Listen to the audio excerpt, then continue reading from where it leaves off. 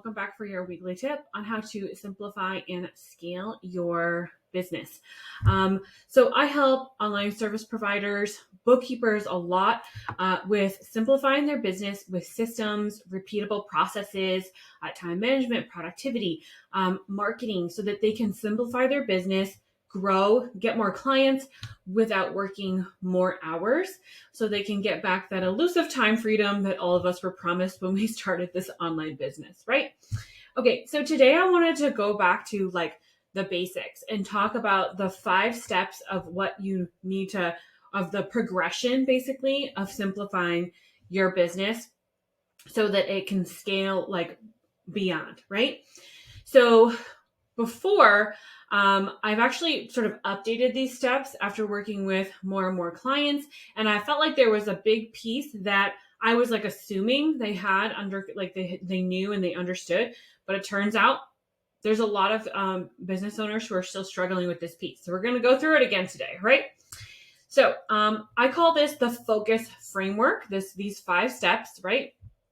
And it's really for you to focus on you and your business for it to then be able to scale. All right.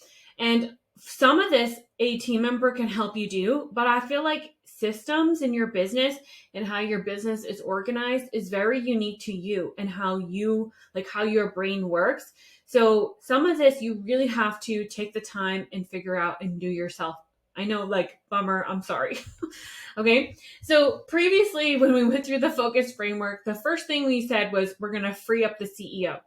And we're going to free up the CEO by getting them under their calendar under control, implementing an ideal weekly schedule, getting them to become take their current schedule and then design an ideal, their ideal schedule, right?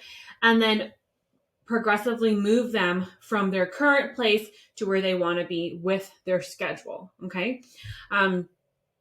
And then we focus on corralling your calls. So you're sort of batching what you're doing, getting some boundaries on the time that you're working, right? Creating some routines.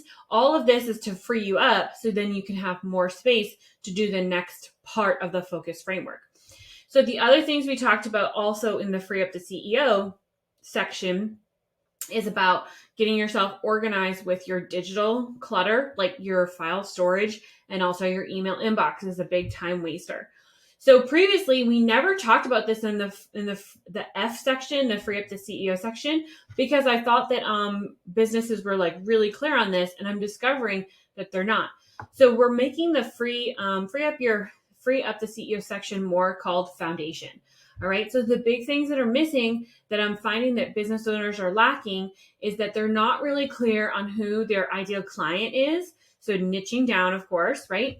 And they're not really clear on what packages or services they're going to be offering, right? So once you have those 2 things identified, like I said, I thought that the clients I was working with did, and it turns out a lot of them are really struggling. You can't really move forward on the next sections of the focus framework if you don't know those, okay? So another important thing with getting organized in the framework that we didn't include before is having a business budget. Since I work with a lot of bookkeepers and accountants, I'm just sort of assuming like, well, they do finances for other businesses.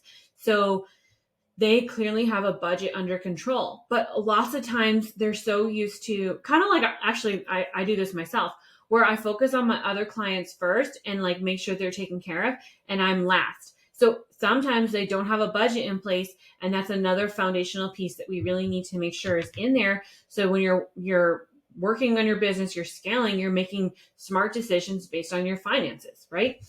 Okay. So once you have the foundational things set up in your business, then we really want to focus on client onboarding. Okay. If you've been onboarding clients so far and they are coming in sort of like a hot mess, we want to stop the bleeding so that we don't get any more hot mess clients. They're all going to follow a very streamlined process. And then once we get to the client work session, we're going to organize how we do our client work. You can see how this is really important, that you need to know your niche and you need to know your packages and services, right? Okay. So like I said, after onboarding, all the clients are going to come in and a proper way that's very streamlined. You can get booked in your sleep. It's nice and easy breezy, right? We're going to focus on client work and getting your services set up so they're in a package, all right? And then we're going to do something that's called productizing your service, which essentially is you make your service a repeatable process throughout the whole way, almost like how when you get a product like a car or something and they have a conveyor belt, like every single step that happens always the same way before that when that car is produced. So once you have these systems in your business, you can now move on to the U section, the up-level your marketing, which basically up-level your marketing is now you have your foundation is set, you know how clients are onboarded. So when you get a new lead, they're onboarded with like the red carpet laid out. And then when you take on that new client, you can take them on confidently because you know your client deliverables are like perfect. You know exactly what you're doing when you do them, right? So when you're up-leveling your marketing, we want to take some time to build an actual real strategy that doesn't just get you followers and likes, that actually brings people into your, system and gets them from being a lead to a client. So with that, we just follow some really simple strategies. We don't do shotgun marketing, right? We follow some really simple strategies. And then when we see one that's working, we double down on that. So the last section in the focus framework is scale, right?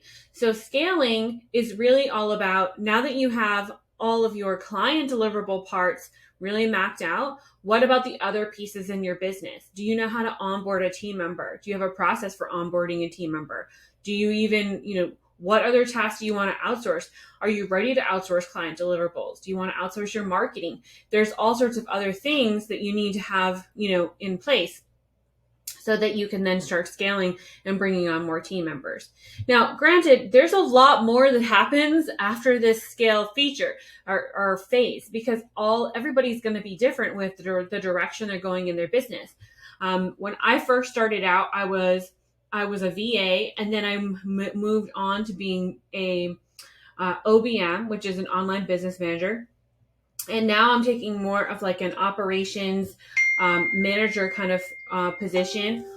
And I'm also trying to work on doing more like productized or products, digital products, courses and things.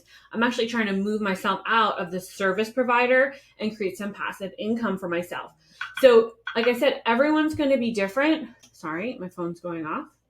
Like I said, everyone's going to be different with where their business goes from there. But when you focus on these core phases, right, this is going to get you set up so that you can then make educated, strategic decisions in your growth later in your business, right?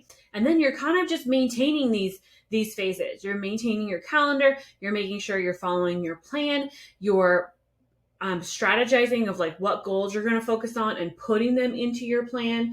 You're making sure that your business budget is being maintained, that you can tell if you can afford to hire somebody or not. You're onboarding, you're auditing that when it needs to be tweaked because you're created a new service, or maybe you've hired a new team member, so now you need to tweak it. Same thing with your client work. You're maintaining your client systems. You're auditing and fixing and maintaining them when maybe you have a new service or a new team member. But again, it's all maintenance of these things going forward that will keep you streamlined and give you that time freedom, right? So I hope that was helpful. Let me know in the comments when you watch this of like where you're at with getting your system set up. Would you say like which phase do you think you're in? Do you think you're in the foundation? Do you think you need to focus on the onboarding, the client work, the up-level your marketing, or the scale level? Let me know so I can make some more videos to help you with that phase.